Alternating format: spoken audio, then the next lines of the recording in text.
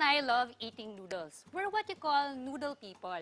Pero katulad ng mga ibang bata dyan, kinakain lang nila yung nakasanayan na namin, like pancit, mga lasagna, baked ziti, mga ganun ba, pati carbonara and spaghetti. So, mahirap silang pakainin ng iba't ibang klaseng mga noodle dishes. But if you're like me, na mahilig mag-introduce ng new flavors, syempre, meron akong bagong recipe for them. And it'll only take 10 minutes or less. So for today, I'll be making chili prawn with cashew on Asian noodles. It sounds complicated, but it's really very easy. So, we'll start with heating up our pan. Okay, we have here a pan. Some olive oil. There you go. Just a little bit of olive oil. You could use peanut oil if you have that kasi the Asian flavor is there because this recipe is medyo mas Asian-inspired siya. But since I'm opting for a healthier choice, I used olive oil. We have here our prawns. Ayan, of course, it's tightly wrapped. It's peeled and deveined already. When I say peeled and deveined, syempre nabalatan na siya. And natanggal na rin yung black part sa may likod ng ating prawns. We're just gonna season this with some salt and pepper. That's all we need.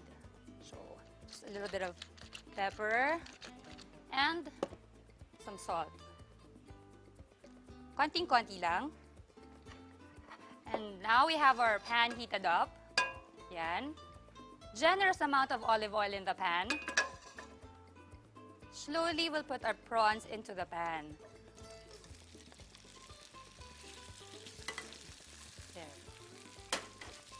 So with cooking prawns or any kind of seafood, kailangan fast cooking time lang to.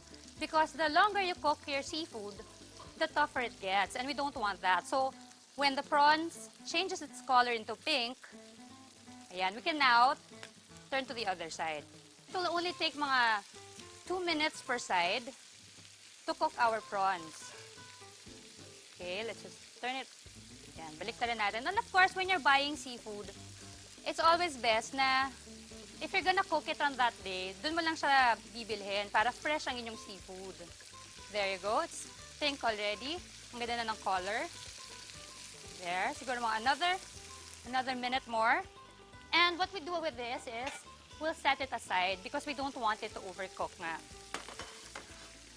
There you go. So, like I said, ang nilagay ko lang dito, salt and pepper. Kasi mamaya, yung gagawin kong sauce, yun yung mag-a-add ng more flavor into our prawns.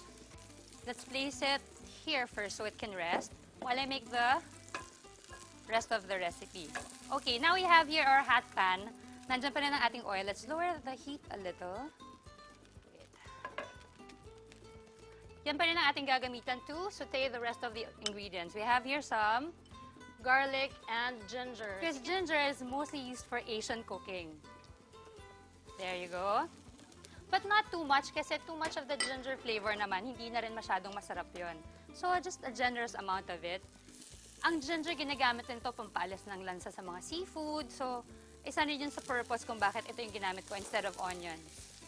Okay, and now we have here our bell peppers. We have green and red bell peppers. It's also for color kasi syempre your kids would want a colorful meal, diba? So, okay, we'll just let it saute, but turn off the heat while I prepare the cashews. Okay, we have here some cashews. Ito naman. We're gonna toast it first. Kasi pag tinutoast niyo yung nuts when you add it into food, lumalabas yung nutty flavor niya talaga. And with cashews, maganda sa kanya, it has this sweet, buttery flavor na talaga namang masarap. And the kids love it kasi they love the crunch. Parang with food kasi masarap, you play with the color, you play with texture. Diba? Yung masarap. So I'll just toast it. What we're after is just for the nuts to turn into color brown or medyo light brown, golden brown, para lang lumabas din yung natural oil of the cashews. Para kasi it adds flavor and aroma into a dish. Okay? So meron tayo ditong hot pepper sauce. Siyempre medyo konti lang kasi if you want your kids naman to like the recipe. And I have here some soy sauce. Yan. Konti lang. It's better talaga that you add kesa naman yung tipong masobrahan tapos hindi nyo na alam paano yung babawasan. I'm using honey as a sweetener instead of sugar because if you're trying to lose weight, it actually has the natural qualities that regulates your blood sugar level. So mas maganda to sa mga nagda-diet. But remember that it's twice as sweet as sugar. So if you're gonna substitute honey with table sugar, you lessen naman the quantity of the honey. Kasi baka mamaya nakalagay doon 1 tablespoon of sugar and then you're gonna put 1 tablespoon of honey also. That's wrong. Parang you just adjust it to half. And now I have here some sesame oil. Yan, still on the Asian side. Yan. Just a little of this. So yung mga sesame oil, meron dyang light and dark. Yung light na sesame oil, light lang yung sesame oil flavor niya because you don't like that in your recipe. Yung mga yon, parang you can use it for salad dressings. Parang hindi siya overpowering. Just like this one, we don't want na overpowering ating sesame oil. So I'll just taste it. Okay na to. It's sweet and spicy. Okay? And now, I'm gonna get the prawns na kanina ay aking sunute. I'll just place it here on the bowl. Diba kanina I just flavored it with some salt and pepper. Now, I'm putting it in the bowl also to season our prawns with a sauce mixture. Just mix it. Of course, gusto natin lahat malagyan ng sauce. Ayan. Set it aside. Let me cut now or chop our cashews. Okay? So, ayan, ito sobrang dali lang ito. Kung meron kayo doon na sa bahay nyo ng parang pandikdik, pwede rin yun. Yan. There you go. It doesn't have to be equal naman na sizes. Now, we're gonna continue cooking.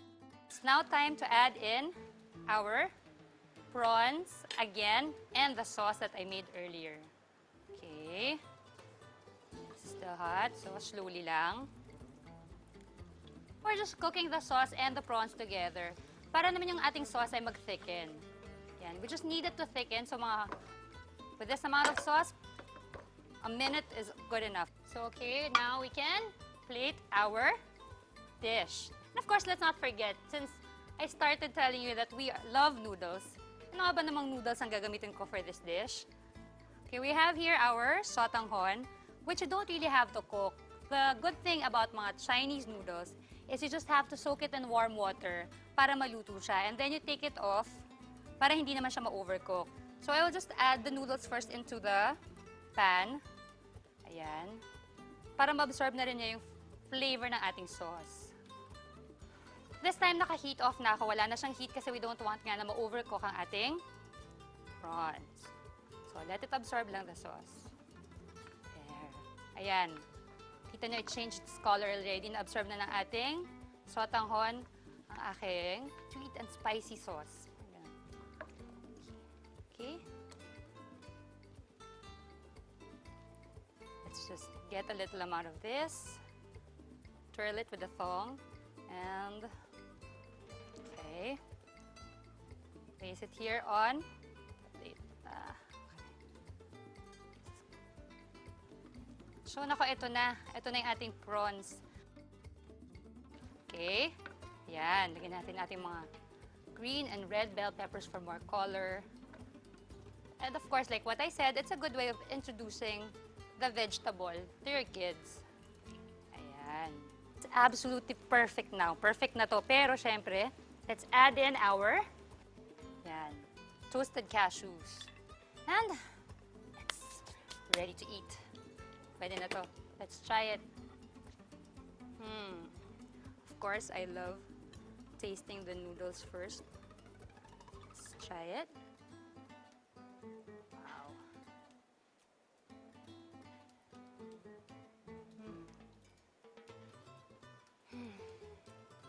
Sarap.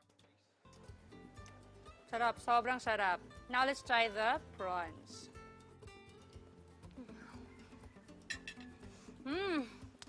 Sweet and spicy. Delicious for a mom like me at sigurado ako magugustuhan din to ng mga kids ko. So, for another easy recipe, join me again next time as I fire up another quick and delicious meal in just 10 minutes or less, only here on Quickfire.